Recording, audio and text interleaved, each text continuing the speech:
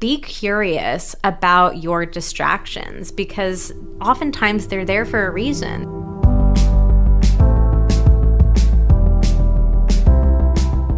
Hello and welcome to the Pillow Talks podcast. We're your hosts, Vanessa and Xander Marin. I'm a sex therapist with over 20 years of experience. And I'm just a regular dude.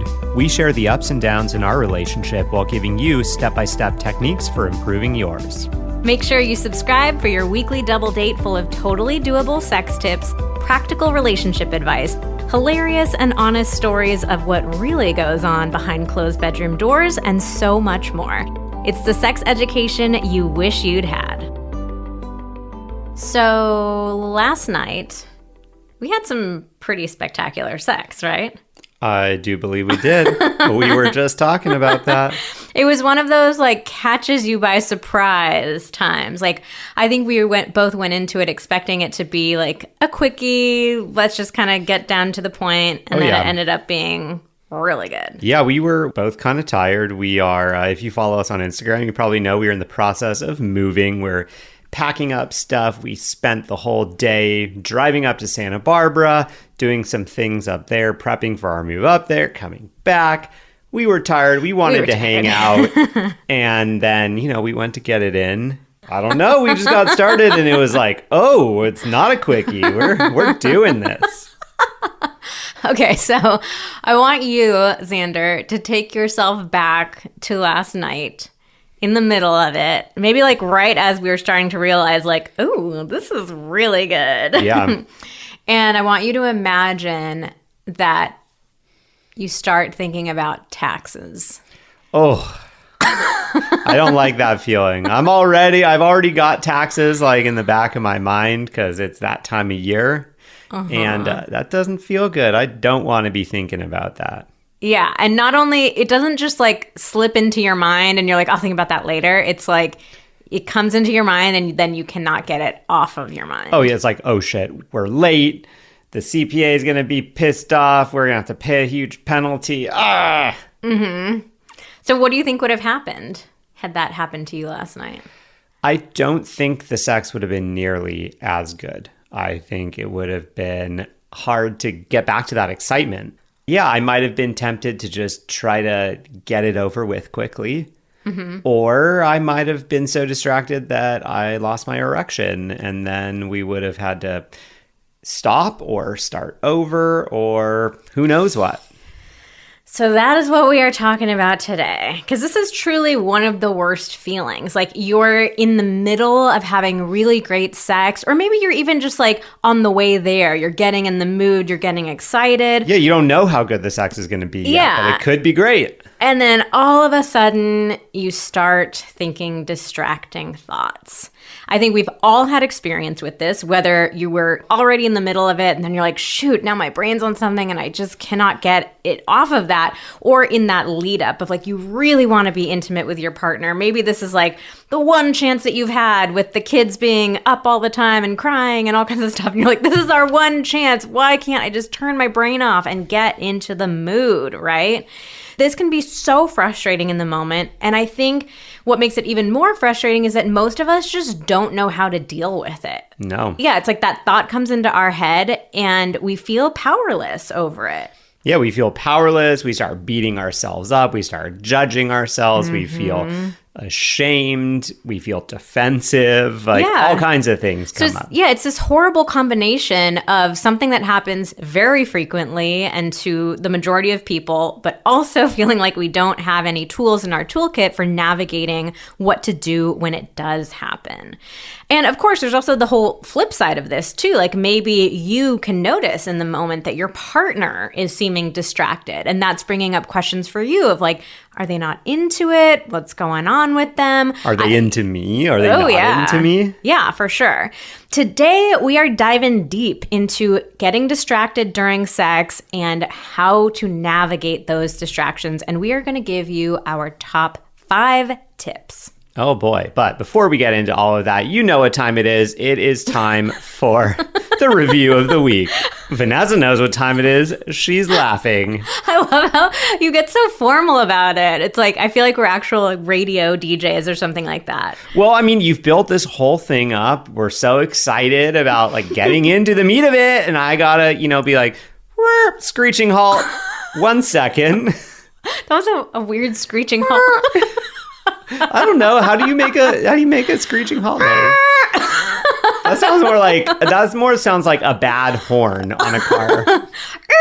Oh my God, this is the worst. Okay, we're gonna need our podcast editor to slip in like a good sound effect of a screeching halt.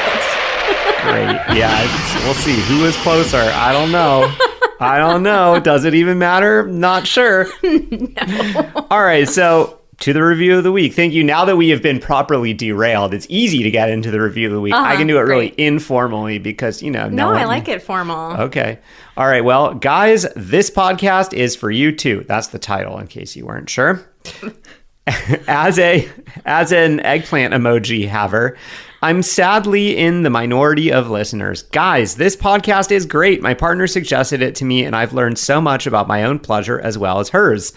And in parentheses is like a woeful face squirt blowing, like, is this like upset blowing out breath or like phew? No. I don't know. Like a sigh. It's like it's a sigh. Describe what it looks like. It looks like a sad face blowing out a puff of air. I think they look more worried or I think tired.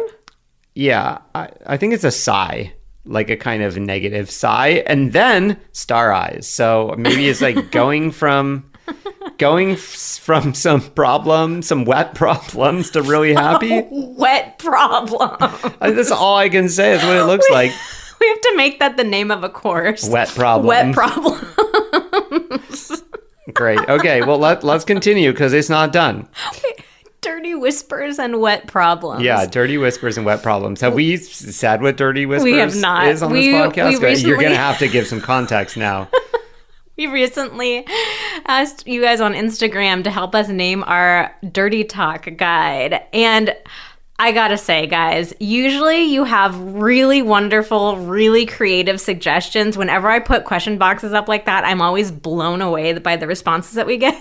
But this time, you guys struggled. You can't blame it. A lot of weird ones. You can't blame it on them because we similarly struggled. And the reality is there is no good alliterative word to use with dirty talk. Like dirty talk, it needs to start with a D, like dirty talk something. There's no D word that is like guide or course or handbook or whatever. And so there was just like no natural thing. So there were a lot of people forcing really weird titles together.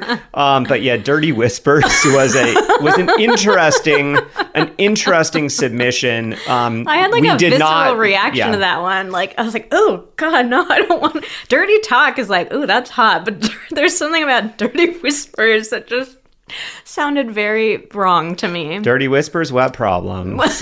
Anyways, continue. All right, so we'll continue. We're definitely closer as a result of this podcast. Vanessa and Xander are relatable and funny, and I love hearing what they have to say each week. Thank you so much. That's a really nice review from one of my bros. Oh, thank you. Broing down. Thank you. Yeah. Yes, we appreciate your reviews so much. Seriously, it is the best way for the podcast to grow and reach new couples. And it honestly means the world to us when we get to read reviews like this and just hear the impact that we're having on your life. So if you have enjoyed one of our podcast episodes, if it's brought any value into your life, we would so deeply appreciate you taking a minute of your time to leave a rating or a review. You can only leave reviews on Apple Podcasts. Now you can leave ratings on Spotify. So do that too. Yeah, do all the things, please. And as our way of saying thank you, we do a Review of the Week giveaway every week. If you're chosen as the winner, you can DM us on Instagram at Vanessa Marin Therapy, and we will give you an absolutely free personalized coaching session. You can ask a question. We'll give you our best advice and tips. So thank you seriously from the bottom of our hearts for leaving reviews. All right, so let's get into it. As always, we turned to our trusty Instagram community. We wanted to get a sense of how distraction works for different genders. So we wanted to ask men and women separately just to see if there was a gender dynamic around this. We had a hunch, and our hunch was proven correctly. So we asked women, do you regularly find yourself getting distracted during sex? 70% of women said yes. And this is not like, have you been distracted during sex? This is regularly. Yeah, exactly. Then we asked men the exact same question. Do you regularly find yourself getting distracted during sex? And only 16% said yes. So 70 versus 16. Wow, that's a discrepancy. And it's a discrepancy that I can relate with. I think I understand where this is coming from. I guess I haven't really talked directly to too many men about this, but I think that the experience that most men probably relate with and kind of refer to when they're talking about sex is once you get hard and once you get started, it is game on. There is this instinctual urge to complete the job, sometimes very quickly complete the job. I mean, honestly, that is what the instinctual urge is. The urge is not let's stretch this out and make this last a while. The urge is let's get this done. Let's get this done. Let's make some babies. Oh, wow. Let's sow our seed, so to speak. Sow your oats. I shouldn't say never, but I've very rarely gotten distracted during sex. However, I've had plenty of times where I've definitely been distracted beforehand. I think I definitely get distracted from thinking about initiating sex. Maybe I'll be thinking about sex during the day, and then I get home and all of a sudden it's oh, there's all these household things I need to do, or oh, the taxes. Those fucking taxes.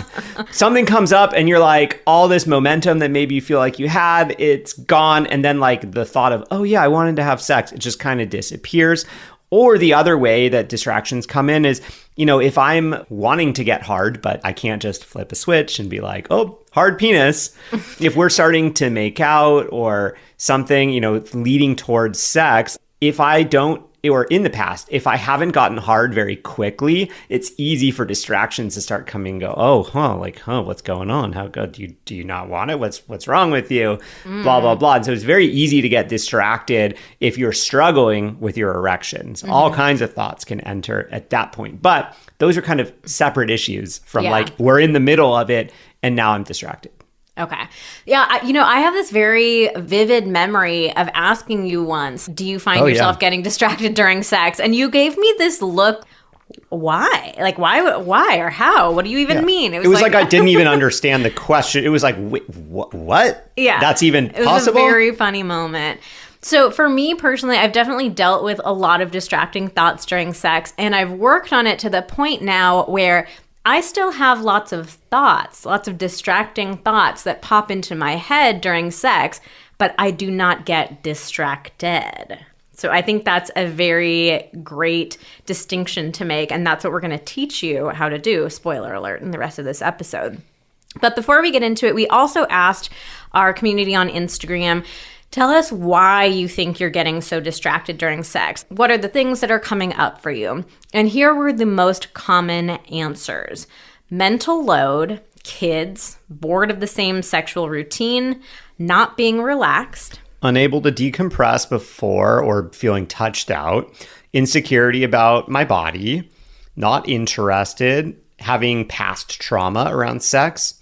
And so for so many of those, it was kind of interesting to see them because fortunately we have resources for all of these, for dealing with mental load, for feeling bored of the same routine, all kinds of stuff. So we will put links to a bunch of our courses, some of them even for as low as $19. So we'll put links to those in the show notes so you can check those out. Any of those common distractions are coming up for you. You can definitely get a lot of great tools and resources in our guides.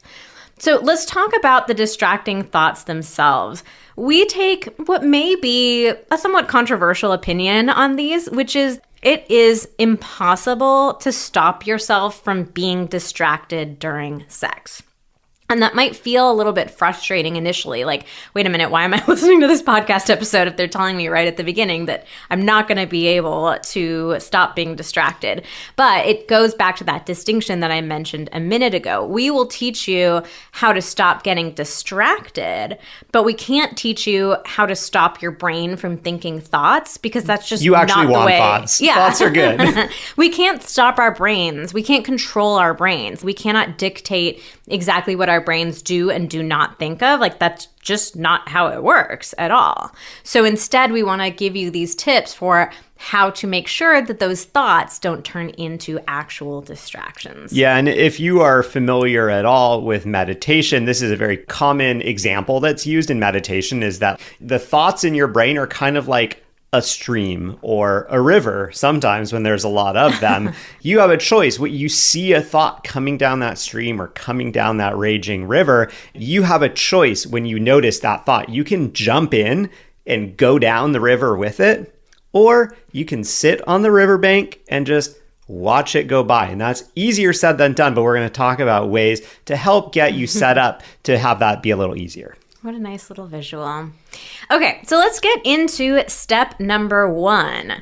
The first thing that you can do is remove distractions. So this tip and the next tip are more about like kind of setting yourself up for success beforehand. So I think it's really important for us to recognize that our environment sets the tone for sex.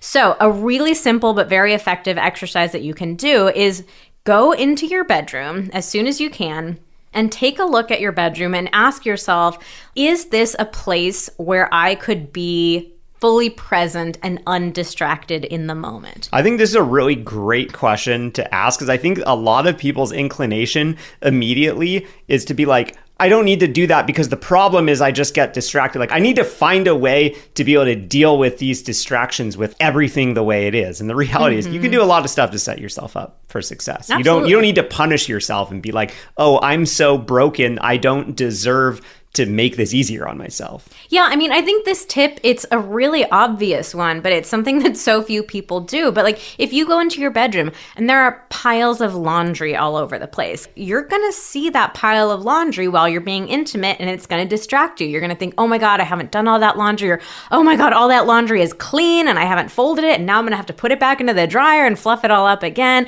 Your brain is just naturally going to latch on to things that are in that environment. So it might be like piles of paper, maybe you have mail, maybe there are a bunch of your kids' toys all over the place. You know, there are just so many things that can distract you in your environment.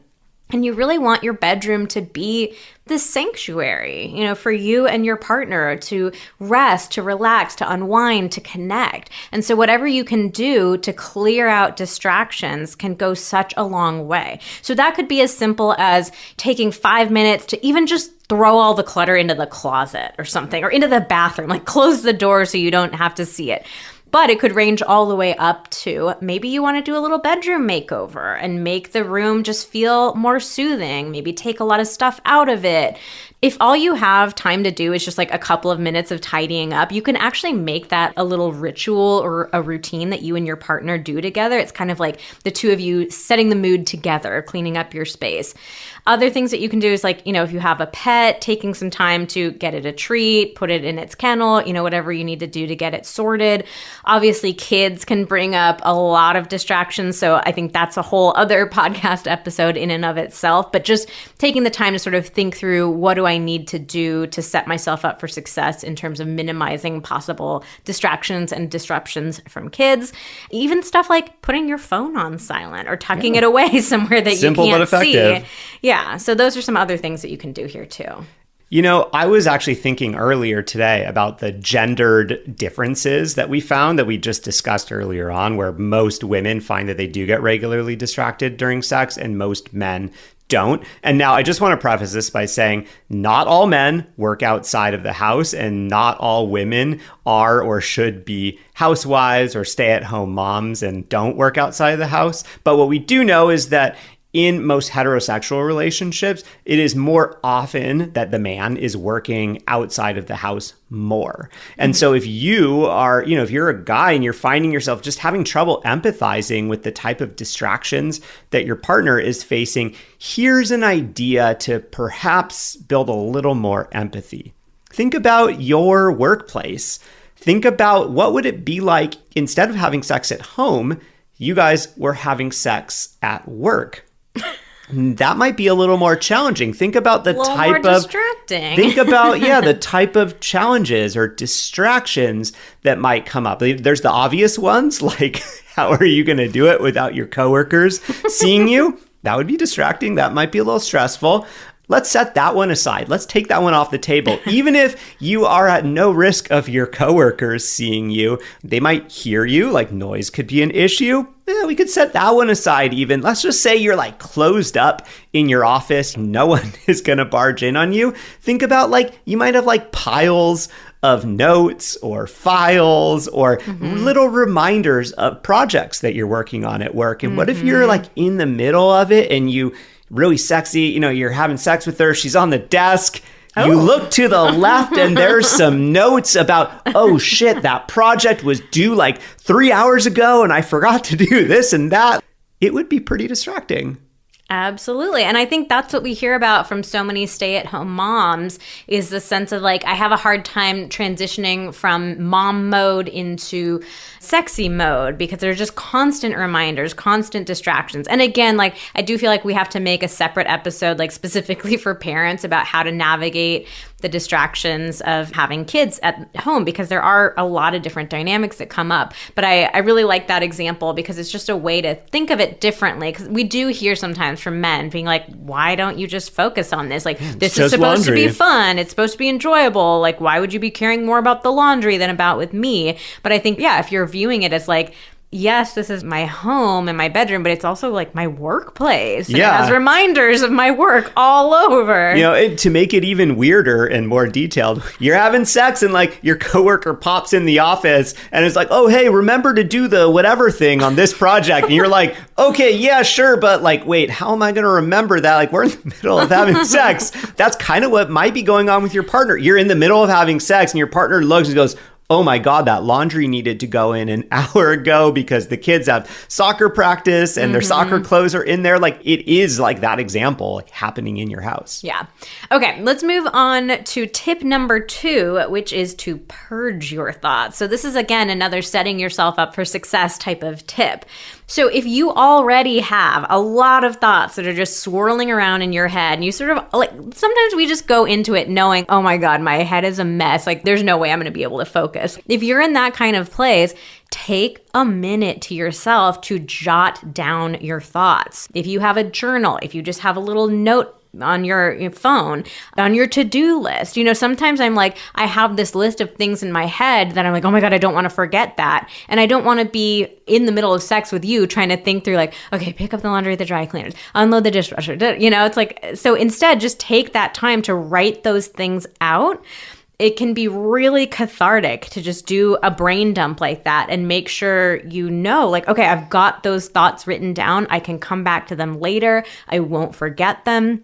And even if it's not to-do list stuff, even if you're just, you're ruminating about a disagreement that you had with your sister or something like that, if you could take 30 seconds to just write down a few thoughts and just sort of get it out of your head and out into the world, out onto a piece of paper, out onto your phone, it can actually have a surprisingly big impact. Yeah, this made me think of this is just a really good example of how you can live in acceptance or just meet yourself where you're at. Because I think that a lot of us probably go, people always tell me that sex is a great way to clear my mind. That once I get into it, all those thoughts are going to melt away. And so I keep pushing myself to try to do that when I am really distracted already and waiting to have the sex where all of a sudden then all those thoughts go away. Yeah. And that is how it works for some people. That's how it works for a lot of men, according to our survey results.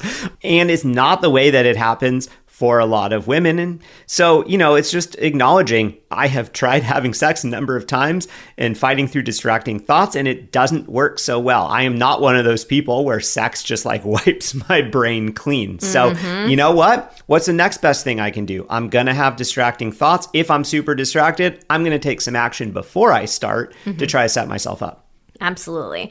And we did mention mental load a minute ago, too. That was one of the top reasons that people gave about why they're getting distracted. So if that's something that you're finding yourself, you just constantly have that to-do list going, all that mental labor that you're doing of like trying to remember this task and I've got to order that and pick up that and do this, then we just want to point you again to our mental load workbook. It's a really inexpensive product and it will help you and your partner get on exactly the same page about what tasks are which partner's responsibilities, make a game plan. It talks about how to actually split up that load so that you are not the only person carrying it and that you can go into moments of intimacy with your partner feeling less burdened, less weighed down. So we'll put a link to that in the show notes.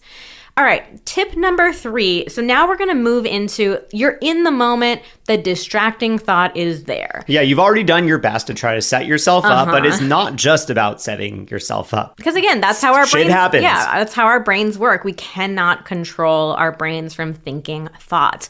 So here's what usually happens. You're in the middle of having sex, you think of a distracting thought, and then you get frustrated at yourself for getting distracted. Maybe you feel angry, you're upset, you feel a sense of shame, you're embarrassed, you feel guilty, like all these different feelings can come up about it, right? And that ends up leading us down this distraction spiral. Instead of going down that spiral, what we want to encourage you to do is acknowledge the thought. It's exactly like the little image that Xander was sharing before, like don't jump into the stream and get carried away with the water. Just let the water pass by you. Watch it. I see it. That's interesting. And I'm going to let that one... I was about to say slide on by. Sure, slide on by in that water. Float on by. Yeah, it's really the fighting against our thoughts that ends up taking so much more time and space and energy. But if you can just let the thoughts be, and again, it's coming from this place of recognizing, I have no control over you. There you are. I can't do anything about you. I could not have prevented you from showing up. So I'm just going to let you be there. I know that this can feel a little weird sometimes, so I want to give you like a really practical example. So here's what this will look like if you allow yourself to get carried away by the thought. So let's say you're having sex and the thought pops into your head that you have to go to a bridal shower this weekend. So here's what it might look like if you let yourself get carried away with that thought. Okay, I have that bridal shower this weekend. I can't believe I waited so long to look at the registry. I bet that most of the gifts have already been bought. Okay, well, if they are, then I guess maybe there's some way I can contribute to the honeymoon fund or something. Do they have one set up? I've got to go check in with them and ask if they have a link to that. I'm not sure if they do have that. Wait, what the hell? Why am I thinking about this honeymoon fund and the bridal shower in the middle of sex? Shouldn't I be present with my partner? I'm never present with my partner. Why is sex always like this? Why can't I just be like, see what I mean, right? This is why sex isn't very good for me. You can go down a real rabbit hole and just take up so much time, so much energy, get yourself so worked up by this, versus, okay, I'm having a thought about that bridal shower this weekend. I will circle back to that later. Yeah, it could even be, I'm having sex right now. There's literally nothing I can do about that right now. Mm-hmm. I'll come back to this when I can do something about it. Yeah. So I like that act of actually naming the thought, like saying to yourself what the thought is. I'm thinking about the bridal shower. I'm thinking about taxes. I'm thinking about the laundry. There's a phrase like name it to tame it that Ooh. I think can sort of apply here. It's just like, yeah, that's there. You're there. But again, you're not letting yourself go down that maddening distraction spiral. And even if you do, let's say you start to think a few more little thoughts, you can still stop yourself there and say, okay, there's that distraction spiral that Xander and Vanessa were talking about. I'm going to put a little pause on that right now. All right. Tip number 4. This one kind of goes hand in hand with tip number 3. So this one is to remind yourself of why you want to be present. Why is this something that's important to you? Why are you listening to this whole podcast episode about not getting distracted during sex? Why are you even here? Why are you even here? On this earth. Oh. Get real meta.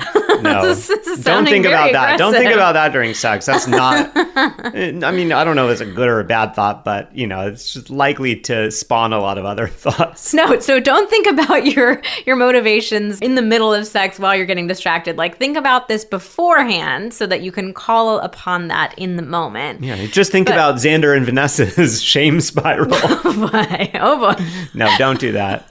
That's like a, You said that a minute sounds ago. like a product. Xander and Vanessa's shame spiral. You said that a little while ago. You're like, oh yeah, you can name it and be like, oh yeah, this is just like Vanessa and Xander's shame spiral. It's like, don't think about us explicitly during sex, please. Xander and Vanessa's patented shame spiral. Okay, so no, what we want you to do right now is like take a moment to think about, why do you want to be present during sex? Why do you want to stop feeling so distracted? Because I think it's really powerful for us to tap into our sense of motivation. We very rarely think about the why. We think about the what we want to do or what we don't want to do, but we don't often think about the why. So what is it for you? Is it, I want to be more present during sex so I can fully connect with my partner? Is it, I want to be more present so I can experience more pleasure in my own body, have an orgasm, experience more intimacy, have more fun, have an escape? Like, whatever it is for you, take a moment to think about what your why is. And so then in the moment, when you find yourself having that distracting thought, try step number 3 first. Just acknowledge it, name it to tame it.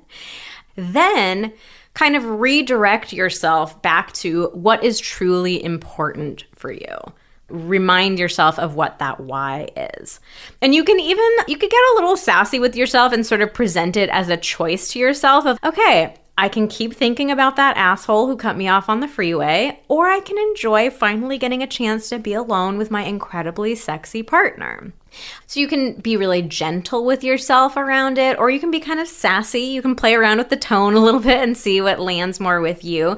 But reminding yourself of your why is just such a powerful way to bring yourself back into the moment, to like reconnect with yourself and with your partner. And again, like, you can play around with the tone, but the general idea here is that you're not beating yourself up and being like, you fucking idiot, there you go again. You know, you're being gentle with yourself and reminding yourself of like, okay, this is why I want to be present. This is why I want to be connected to myself, to my partner. That is just such a powerful way to bring yourself back into that moment and to really just stop those distractions in their tracks. I feel like there's also a little bit of a tangent here as well around, we always got tangents around like but like in this one around being present, there's sort of a, maybe not tangent, but like a parallel element, which is like, are you actually having enjoyable sex? Do you have a history of having enjoyable sex with the person you're having sex with? Because I can totally imagine that if you are having really one-sided sex, if you don't know how to orgasm, if your partner is kind of not very giving necessarily, then it must be so much easier to get distracted if you're not like, oh yeah, I want to be present to have this great sex. You're like, I want to be present to have this sex that isn't very good. So like, why would I actually want to be present for that? Not saying that that is the problem, but I think that's a parallel issue that can really kind of feed into the distraction. Or even like you didn't have very pleasurable sex for a long time, and so your brain got really used to just going other places during sex. Maybe you're having more pleasurable sex now, you figured that out, but you've trained your brain to like go somewhere else when you have sex. Yeah, I mean, we did ask people on Instagram, what do you think are the reasons why you're getting distracted? And I do think that that's a powerful question for everybody listening to ask themselves. Sometimes we just get distracted by random thoughts. Like, I've had really random thoughts come into my mind during sex. So I'm like, where did that come from?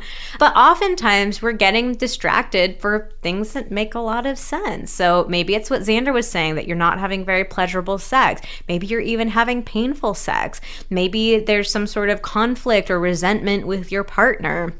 Maybe there's something going on with your kids that you need to address. Maybe you need to rebalance the mental load in your relationship. That's a really good sign. Like, oh, I can't stop thinking about all my mental load tasks. And my partner sure isn't thinking about them because they ain't doing shit. Check out that mental load workbook in the show notes. We should have added this as a step, I guess. But this is another tip, is to like be curious about your distractions, because oftentimes they're there for a reason. They're trying to get your attention because it's something that's important and it needs some energy. So, all right, that's bonus tip number 6 right there. So get curious about your distractions and see if there's a lesson in there for you. All right, and I guess now we're going to have to go backwards into step 5 or tip 5.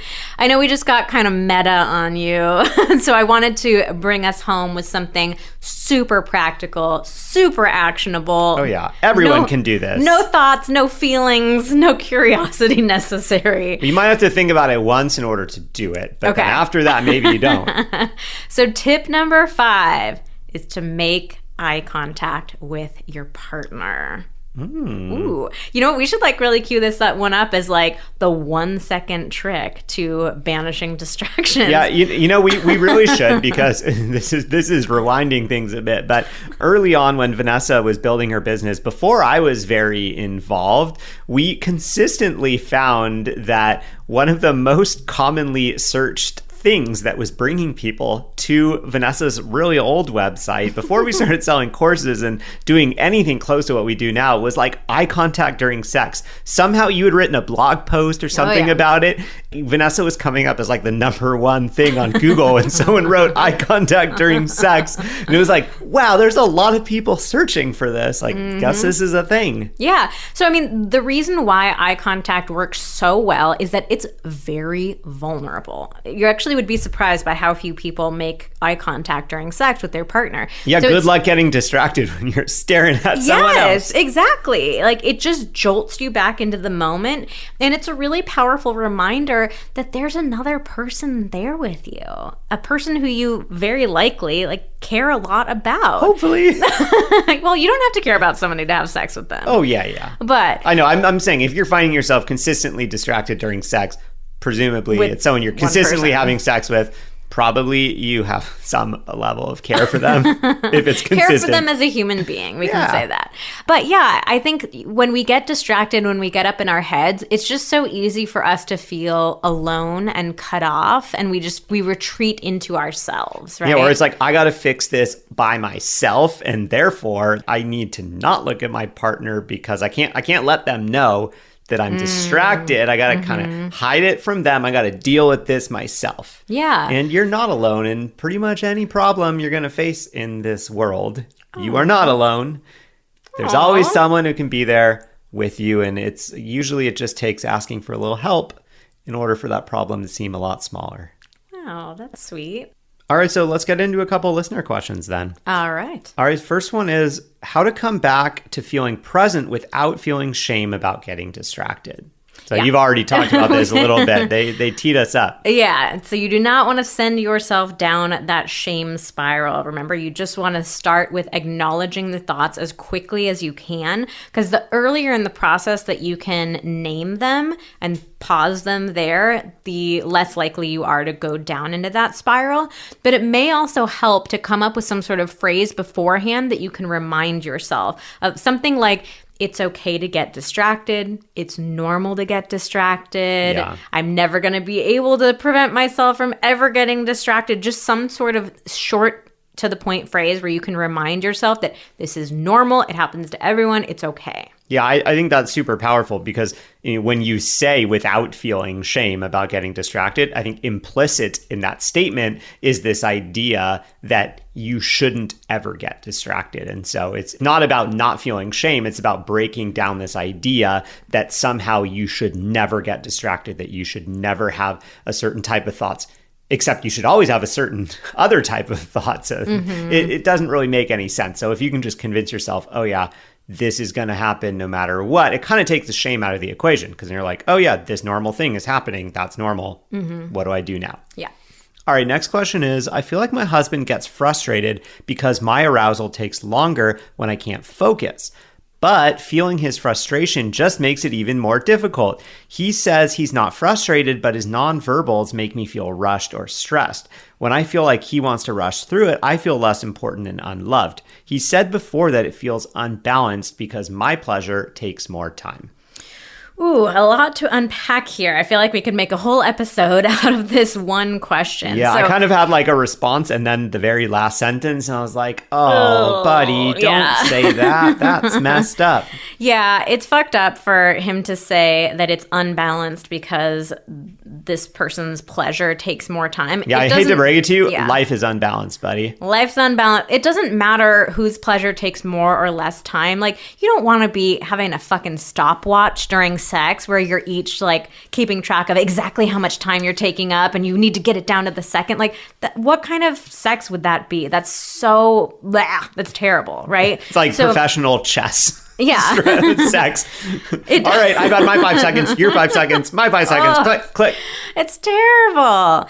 So I don't want to assume the gender of the person who wrote this question initially, but if it is a woman, then I think it's really important to recognize that the way that men and women are socialized to have sex, it highly prioritizes male pleasure. So, of course, men tend to get pleasure much faster because we're doing the things that feel more pleasurable to their bodies, right? If you have not heard us go on a rant about this before, definitely go over to Instagram at Vanessa Marin Therapy and watch our orgasm highlight because we talk about this a lot there. So, bottom line there, screw him. It does not matter who takes up more time and attention or energy. What matters is that you both have pleasurable experiences because you both deserve to have sex that is for you and enjoyable for you.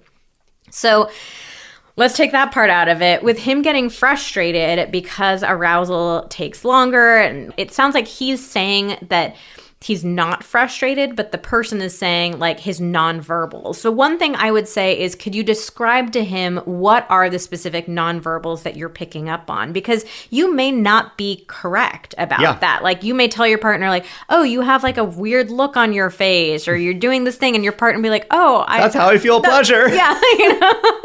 So it might be that you're reading the signals incorrectly. And it also might be because you have your own internal insecurity about like, ooh, I'm not supposed to take up time, or not supposed to be too much work or anything like that. So you may be over-interpreting certain things. Yeah, I have an idea as well of what might be going on if we're looking at this in a gendered way, because I know I have felt this.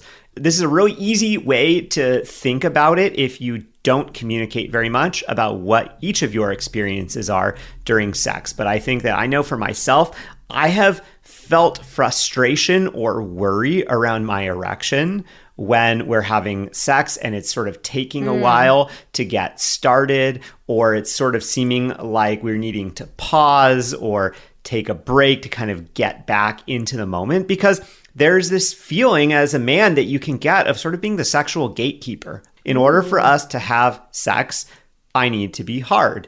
And in order for me to be hard, I need this or that or whatever. And then if all of a sudden you are no longer hard, or you feel yourself losing that erection, like, it's a challenging feeling to have in the moment. It's hard to describe, but you can feel yourself losing it. And there's sort of these short moments where it's like, okay, I could maybe get back on track or try to make myself come really fast. And it's just this battle of like, well, do I kind of slow down and just let myself lose this thing and start over? Or do I try to get it done? It's just, it can feel like a really impossible position to be in. And of course, the backdrop against all of that is that you are assuming that you must be hard in order to have sex. The reality is, if you talk about it, if you talk about what else can you do, there are all kinds of things that you can do. You don't need to have an erection in order for your partner to get pleasure. But if you never talked about it, it's really easy to just think that's the only way it goes. If I lose this thing, it's over, and then we got no chance. Yeah. The last thing I would say here, too, is that it can also be really beneficial to tell your partner, here's what I need from you in order for me to feel comfortable. Like, I want you to say these things, or have this body language, or do this action. Like, teach them, set them up for success about what you need in order to feel present and not distracted in the moment. All right, next question, final question. Should I tell my partner if I'm feeling distracted in the moment? Interesting. So here's my thought. I would say first try to see if you can tame those thoughts on your own. So try out all of the tips that we mentioned and see if you can get a little bit more hold on your distraction yourself. If you're still in the moment, this is going to happen sometimes. Despite your best efforts, sometimes you are just going to get too distracted and not be able to come back from that. And if that happens, then yes, definitely tell your partner. And I think this can be like a really bonding and intimate moment too. I know sometimes a lot of us, we don't want to tell our partner because it feels embarrassing. We've gone down that shame spiral. Now we're ashamed. Or like my partner's going to take it the wrong way. They're going to think I'm not into them or something like that. So I think here's like the phrase that you use with your partner is to tell them, hey, I'm feeling really distracted right now and I'm really struggling with this because I so badly want to be present in the moment with you. I want to feel connected with you. So it's like you're acknowledging the distraction, but you're also couching it in that language of what your intentions are. So I think that helps your partner recognize like, oh, my partner wants to be here with me. They want to connect with me and they're just struggling to do that. Yeah, I think another scenario where you may want to be a little more upfront or just kind of continuously checking in with your distractions is if you are in a dynamic already where your partner is sort of like accused you of not being there fully or expressed worries of like, hey, what's going on? Or it seems like you're not really into having sex with me. And you're coming to realize, oh, I'm really distracted. Yeah. Then I would say, yeah, talk about it. Bring it up. Think of a safe way that you can say something in the moment so that they know whatever I'm seeing on you, this is distraction. It's not like you thinking about somebody else or you not being into me. I think that would be a scenario where, yeah, you would want to talk about it more often because we hear about that a lot from people or like my partner's telling me that it doesn't feel like I'm there with them and I don't know what to do. Yeah. So yeah, don't hide that. All right. Well, you know what? We added a tip number 6 in the middle of recording, and I actually have tip number 7 too. Oh, shit. You're getting more than you bargained for, people. 7 for the price of 5, which was already free. But another great tip for navigating distractions is actually dirty talk. Oh. Ooh. So to kind of like eye contact, if you are actively talking, if you're actively giving dirty whispers, it's going to be real hard to be distracted. So, yeah, it can be a great way to just eliminate distractions. You kind of take the space away from them to even be there in the first place. It's a great way to bring yourself back into the moment. And it's just really hot and sexy. Hell yeah. To have some dirty talk in the bedroom. So we just released our brand spanking new dirty talk guide. So we will put a link to that in the show notes to check it out. It is such a fun guide. I'm really excited about this because I will confess that I was not very good at dirty talk for a very long time. And I tell a little bit of my story in the guide, but we wanted to make this very practical. So we have worksheets for you to help you identify the specific words that you and your partner like. We have hundreds of examples, so many examples that you can just steal word for word. We even have troubleshooting tips. It's such a great guide. So we will put a link to check that out in the show notes. And we will also put links to some of the other courses that we talked about, the mental load workbook. And then we have some other courses that are about helping you feel more excited about the sex that you're having, like the 30-day sex challenge, our foreplay guides, and the sex position playbook. So we will put all of those resources for you in the show notes. Make sure to check them out. All right. Well, that's it for today's episode of Pillow Talks. Thank you so much for listening. Join us again next week when we talk about how to get your partner to open up. What kind of opening up? Their legs? Yeah. I was about to say something much more vulgar, and I'm glad you jumped in. Thank you. I know exactly what you were thinking about. No, it is not that kind of opening up. It is emotional opening up. Yes.